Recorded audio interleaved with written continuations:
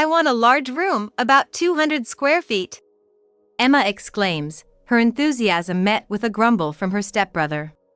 While I was unpacking, catching the interaction between the two out of the corner of my eye, he called out to me in a teasing tone. "Hey, no complaining even if you're not happy. Remember, it's divorce if you oppose me." They're over the moon about their new house, oblivious to its secrets.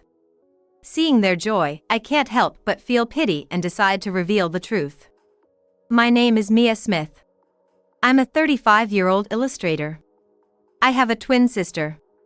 Her name is Charlotte. She, like me, is also an illustrator but also works as a manga artist. I work as an illustrator, and in the gaps between, I also take on another job.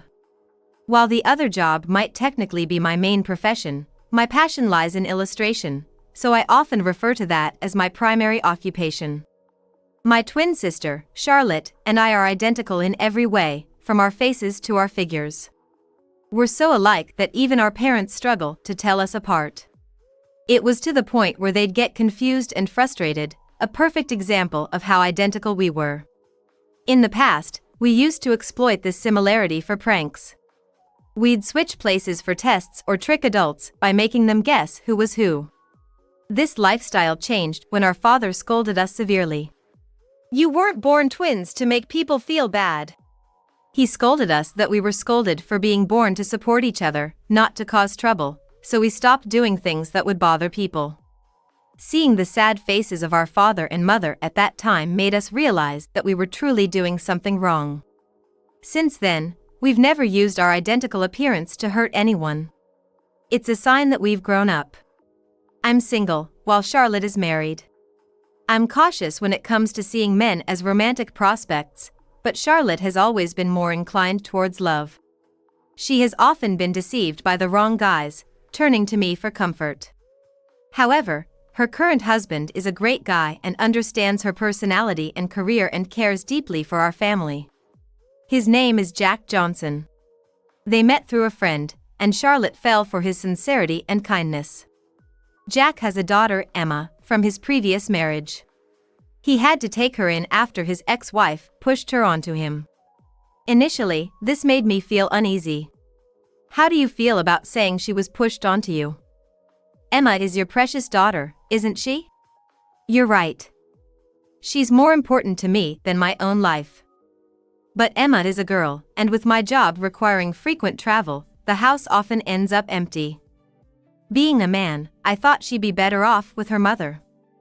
I figured it's better for her to feel loved by her mother than to be lonely with me. Back then, I wasn't confident about raising her on my own. As my brother-in-law spoke of his complex circumstances, his face contorted with emotion, I apologized. I had hurt him by speaking subjectively without fully understanding his family situation. I also apologized to Charlotte. I regretted asking unpleasant questions after she introduced me to her husband. However, they both forgave my rudeness. It's natural for you to be worried, Mia. You're concerned that Charlotte's husband might not be treating Emma right. Especially since Charlotte is such a kind-hearted person. You must have been worried she might fall for the wrong guy. She must have had her concerns too, but she never asked for details, probably not wanting to trouble him. Hearing our conversation today must have reassured you a bit, right? At first, I was worried just like you, Mia. But seeing Jack with Emma, all my worries disappeared. I know better than anyone how much he cares for her. Their laughter and happiness made me realize my meddling was unnecessary. They will be fine. They're strong together and can overcome anything. While I'm happy Charlotte found someone she can rely on, I can't help feeling a bit lonely. Charlotte, who used to come to me for everything, saying big sister, is no longer here. I feel like my role as an elder sister is over, leaving me with a sense of emptiness. But seeing Charlotte happy is what matters most to me. Feeling this sincerely, I implored him, please, take good care of Charlotte. In response, he promised, I will cherish her for life.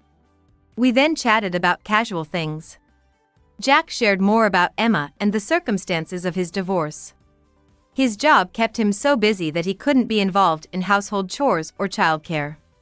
Jack said that the inability to spend quality time together as a couple led to strains in our marriage, ultimately resulting in divorce.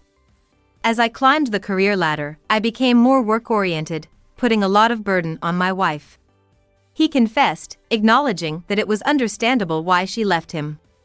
But when the conversation shifted to Emma, his face lit up with a father's pride. She might be a bit of a mischief maker, but she's essentially an honest, lovable child. I think you, Mia, would get along well with her. Saying this, my brother-in-law showed his doting parent side, which made me smile involuntarily. Seeing Jack's devotion to his family reassured me that he would take good care of Charlotte. If Charlotte is happy, that's all that matters to me. From then on, I decided not to interfere in their lives unnecessarily. That was until the day Charlotte came to me in tears. It was a day of heavy rain, so intense that the weather forecast had issued a flood warning. I didn't expect any visitors and was leisurely working at home when suddenly the doorbell rang. It wasn't a delivery, nor had our parents mentioned visiting. If it were Charlotte, she would have called in advance. Wondering who it could be on such a day, I cautiously checked the intercom and saw Charlotte, drenched in the rain. It's the first time that Charlotte, who usually contacts me in advance, has visited my house without any prior notice. I hurried to the door, and as soon as I opened it, Charlotte threw her arms around me. Charlotte, what's wrong? You're soaking wet. Big sister, help me.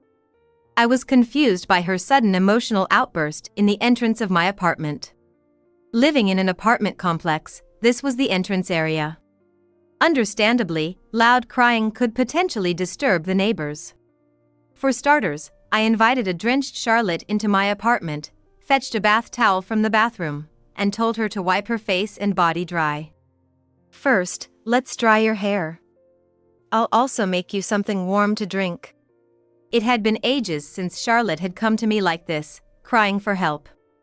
This scene, so familiar from our childhood, had become rare over the years. Usually, when Charlotte was this distraught, it meant she was in a tough spot. Charlotte, who's not good at leaning on others, only seeks help when she's reached her limit. Was something wrong at home? While these worries grew in my heart, I first prepared to warm her up. After getting the bath ready and making sure she was warmed up, I called her out. She obediently followed me. She seemed more relaxed after the bath, returning to the living room where I placed a warm cup of coffee in front of her. What happened? For you to come to my place without any notice, it must be something serious, right? I gently asked Charlotte, who was calming down while sipping her coffee. At my words, tears welled up in her eyes again, but she held them back as she explained. Actually, Jack has been acting strange lately. Charlotte spoke with such seriousness, and upon closer inspection, her face appeared worn and exhausted. Since moving in with Jack, Charlotte had been juggling housework and her job. Emma was still a high school student and required a lot of attention. Charlotte works from home, and told she was left with almost all the household responsibilities. I knew I'd be taking care of the house because of his previous marriage, but he's been pushing all the housework onto me, and it's getting harder to manage my work. Charlotte, who has never raised a child before, seems to be having quite busy days. She's handling daily lunch preparations, washing sports uniforms, and getting school materials ready. But she initially tried to cope, thinking it's part of being a wife. However, the household chores asked by Jack and Emma kept increasing. At first, it was really just the typical household chores any wife would do. But gradually, it turned into preparing things for Jack's work, getting Emma ready for school, and it even escalated to running errands, giving massages, and being ordered around to fetch things. Both started to look down on her for working from home, with Jack even resorting to emotional abuse, saying, "I'm the one providing for you." Charlotte was told that as long as she didn't contribute financially, she had to obey Jack and Emma unconditionally. If Charlotte defied him, it'll mean immediate divorce. This way, they controlled her, pushing her into a corner. Emma seemed nice at first, but when Jack started treating me like this, she began to see me more like a servant. Charlotte described how Emma would complain about even minor things forgotten in her school preparation and continuously criticized the food. The only time she felt appreciated was in the first few days after their marriage. Overwhelmed by the unfairness, Charlotte asked Emma to do some things for herself, only to be met with cold stares and scolding. "Charlotte, you're just sitting at home with your remote work, right? I'm giving you tasks to do. Yet, how can you look so stressed? Dad's much busier and has it tougher. How can you even show a tired face? It's unbelievable. Aren't you being provided for by Dad?" That night, Emma reported this to Jack, and Charlotte faced his wrath. Since then, she never dared to ask Emma to do anything. Fearing that Jack would find out and mentally corner her further, Charlotte endured in silence. Our job as illustrators depends a lot on our mental state. Whether I can work effectively or not is greatly influenced by my mental state. When I'm mentally drained, there are times I can't draw anything for even a week. She confessed to me, in tears, that the constant scolding and fear had made her afraid to even pick up her brush. Unable to create satisfactory work, she felt she was letting her clients down. Since then, Charlotte had been enduring a life she feared would become unbearable. She continued to make lunches for Emma, which she didn't even want to make, and took care of Jack's work preparations, all the while trying to avoid any sort of conflict. She shared how she spent her days always on edge, trying not to anger Emma or Jack. But instead of gratitude, they began criticizing her work, adding to her misery. "Why is the lunchbox filled with just frozen food? I tell everyone at school that I make my own lunch. Charlotte, you need to help keep up this act. If they find out it's frozen food, I'll be embarrassed at school. Emma will be the odd one out. This dress shirt's collar is stretched. Can't you even iron properly?" The previous wife would have done this perfectly. The Jack and Emma I knew before the marriage seemed like entirely different people. I had thought Emma was such a kind and sweet girl until she and Charlotte got together. But now, the reality was starkly different. It was almost like a fraud, and I couldn't hide my shock at the story. What should I do? I'm scared to be with them. I don't want to go back to that house. Charlotte clung to me, crying. I felt a surge of anger. It was unforgivable. Treating my dear sister this way, using her as a punching bag for stress relief, I just couldn't stand it. I gently hugged Charlotte, stroking her hair to comfort her. "It's okay. I will definitely help you." I was determined to pull her away from Jack and protect her from those demons. But how? I pondered over how I could be of any help to Charlotte. That's when my eyes fell on an elementary school album. It reminded me of the time when we were scolded by Dad for mischief, right before our graduation, with photos of our pranks included. An idea struck me, and I proposed something unexpected to Charlotte. "Remember the switcheroo we used to do in elementary school?" "Yeah, but why?" "Let's do it. You and I will switch places for a month. I'll live in that house as you, and you go to our parents' house, explain everything, and convince them. You want to end things with him, right? Are you serious? If Jack and Emma find out we've switched, who knows what they'll do to you?" "I'll be okay. There's no way they'll find out. But to do this, Charlotte, you need to be prepared. This will most likely lead to a divorce. Are you ready for that?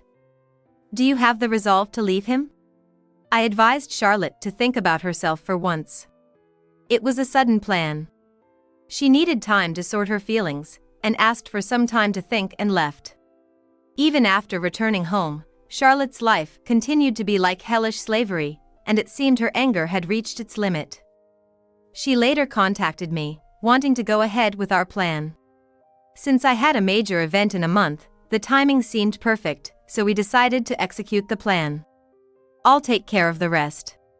We swapped the essentials while Jack and Emma were out, and Charlotte went back to our parents' house. I proceeded to cancel my apartment lease, ready to start the switcheroo.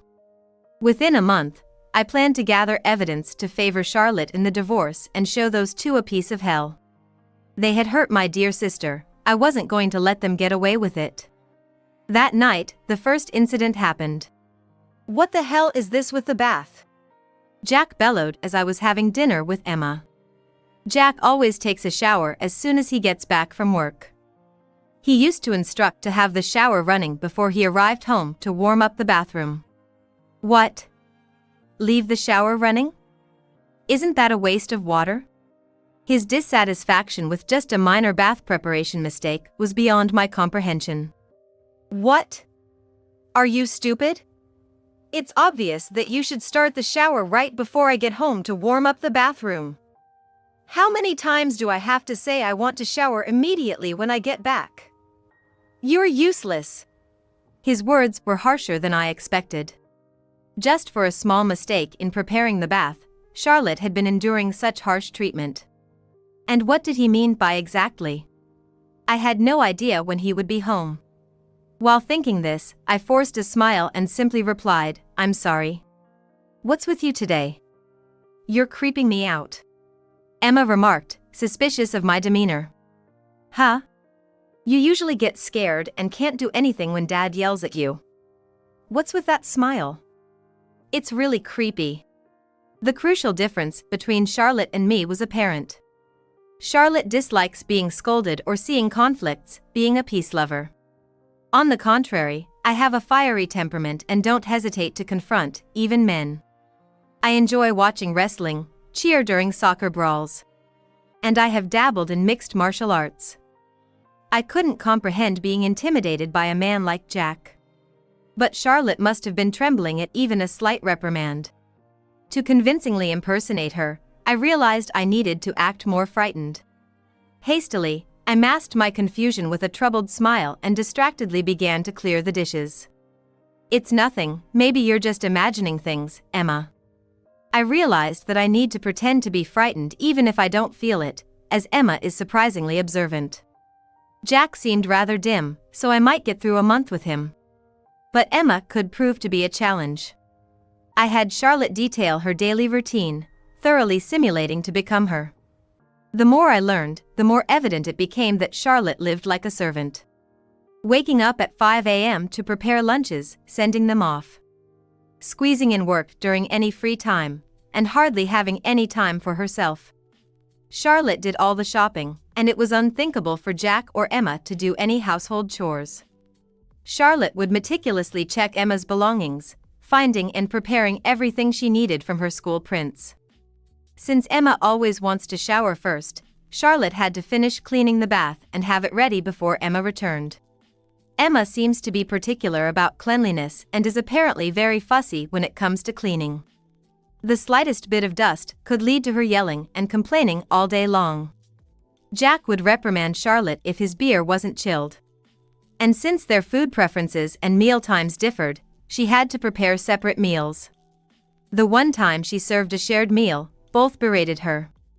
This lifestyle was unbearable for me. I'd have left within 3 days, but Charlotte endured it for a year. Why did she stay? It was because of our parents. Jack really takes care of our parents. He comes home with me every weekend when he's not on business trips and even wants to help them move into a nursing home since their health isn't great. I know our parents are grateful, so I thought if I just endured, no one else would get hurt. Jack, earning over $200,000, knew Charlotte cared for our aging parents in a cramped apartment.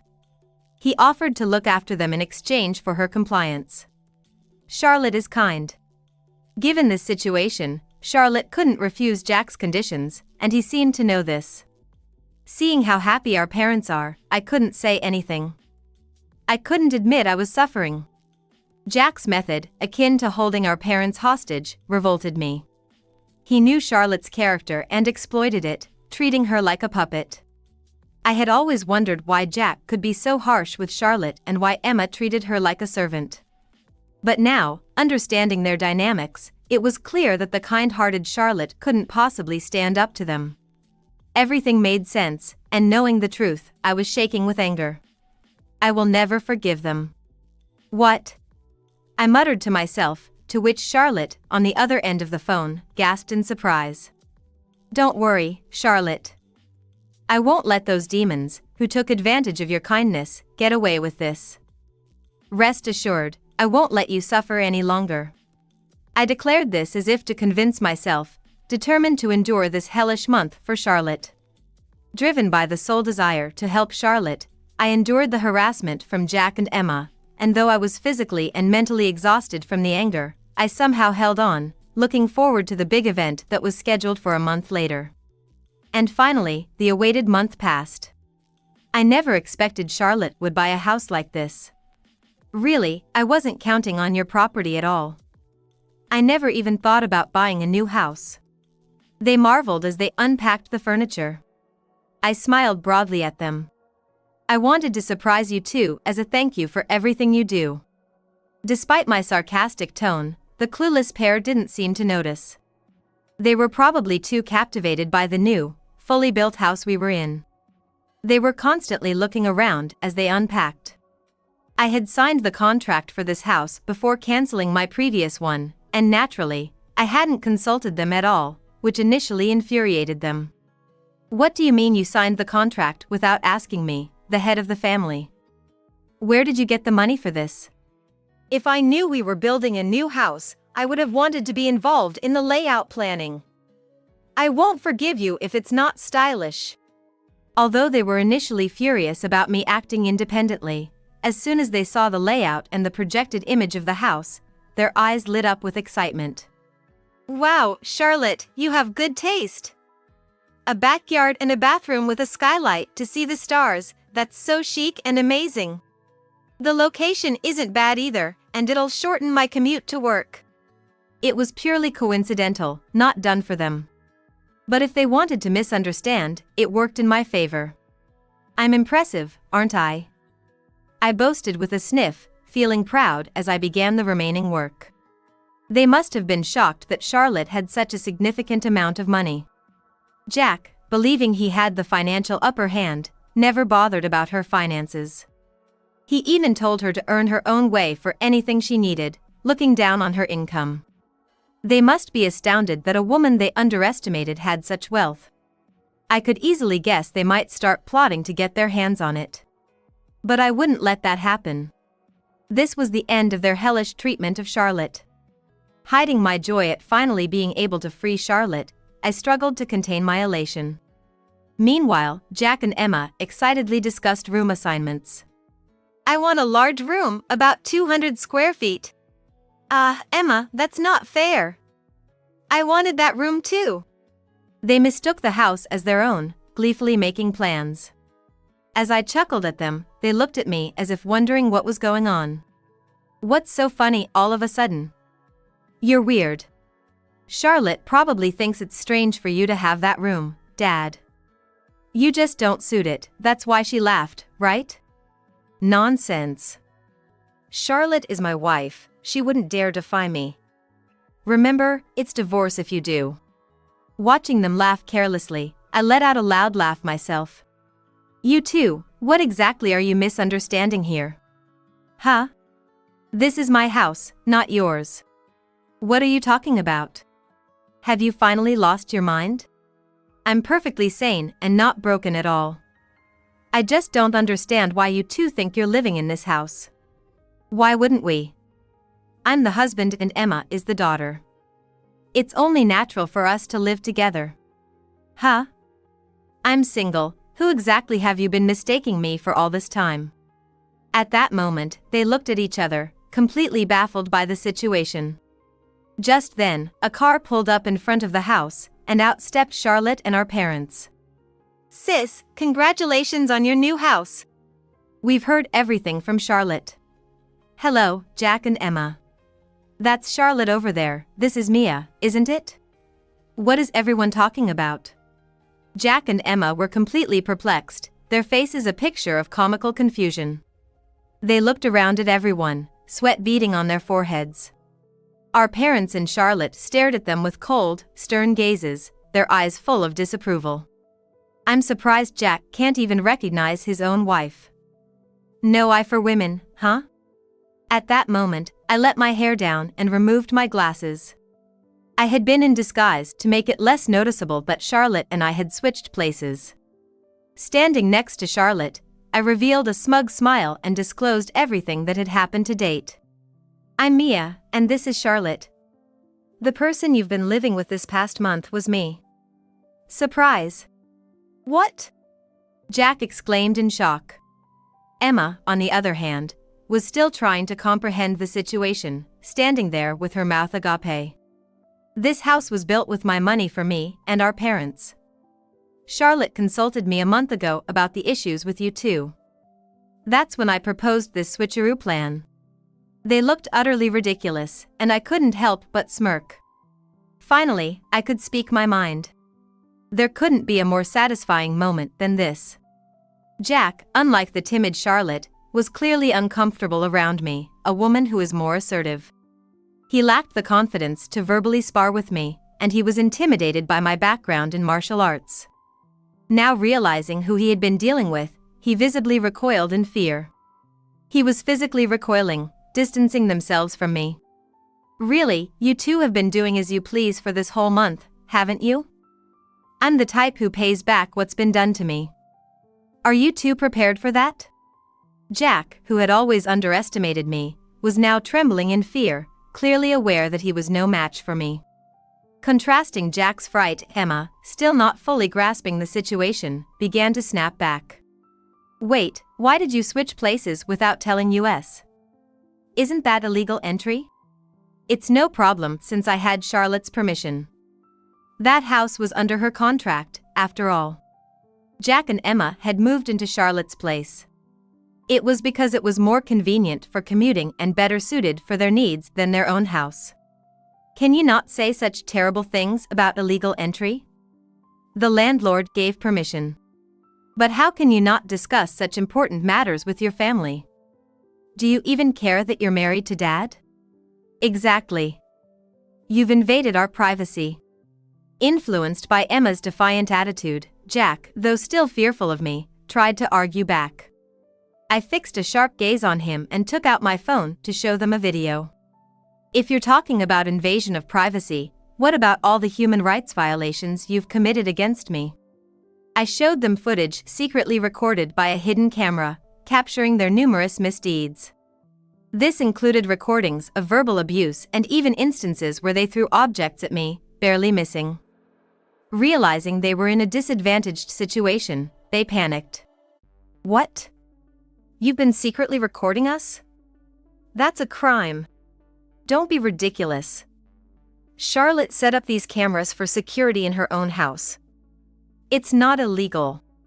But making such decisions without consulting us, how is that acceptable as a human being? You're one to talk about ethics." Hearing my brother-in-law's words, my anger exploded, and I raised my voice in a shout so fierce that it silenced both of them. "After all the harassment you've put Charlotte through, how dare you speak so self-righteously? And Jack, you approached Charlotte only for our parents' inheritance, didn't you?" The next video showed Jack and Emma smirking and talking when they thought I wasn't around. "When are you going to divorce that woman? I wanted a younger, more beautiful mom. We have no choice. She's worthless, but her parents own that valuable land. I've checked with a real estate friend, just selling that parking lot will bring in a huge sum. Their target was our parents' inheritance, a property passed down from our grandparents, which our parents had managed and lived on. The inheritance from our parents came from our grandparents, and they had managed and lived in that property with care. However, since the house didn't have any accessibility features, it became hard for them to keep living there. So, they moved to a smaller apartment that was more suitable for just the two of them.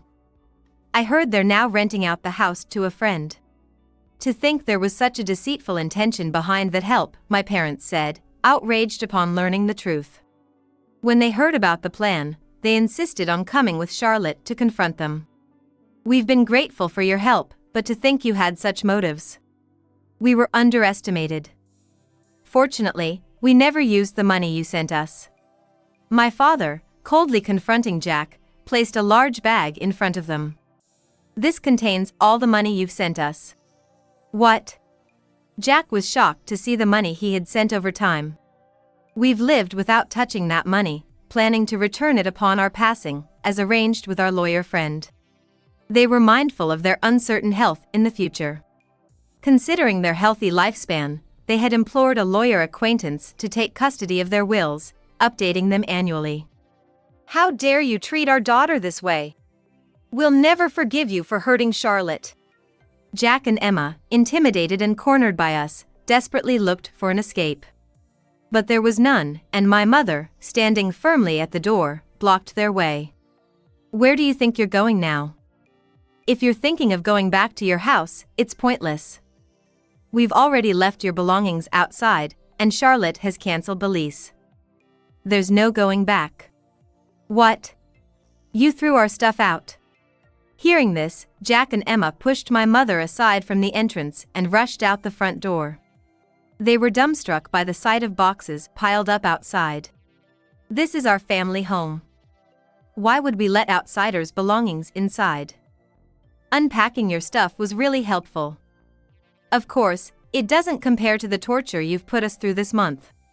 Thanks for playing right into our plan, I added sarcastically as Emma looked on, her face twisted in frustration.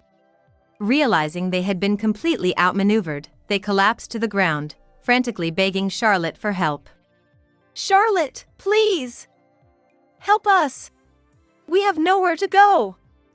If we have to sleep outside in this freezing winter, we might die. It was January. The heart of winter in Alaska, where everything was buried in a silver world of snow. Sleeping outside was akin to willingly risking one's life. However, I was indifferent to their plight. Why don't you build a snow hut and try to survive the cold?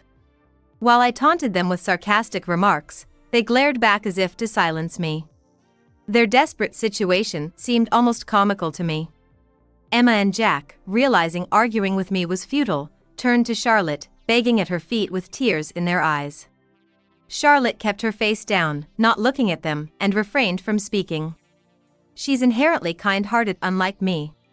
I worried if she had begun to sympathize with them or was having second thoughts. As I was consumed by a fleeting moment of doubt, I was just about to ask her what was wrong. Charlotte raised her head, broke free from their grasp, and confronted them with stern words. I want nothing to do with people like you anymore. We're getting a divorce. I've recorded everything, including the way you've treated me, and I'll be sure to claim a substantial alimony. She was usually compliant, so her unexpected defiance left Jack and Emma speechless, surprised by her sudden strength. This was the first time she'd ever spoken back so harshly.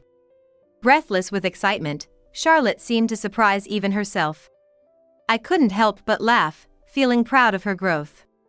Well said, Charlotte. Be prepared, you too.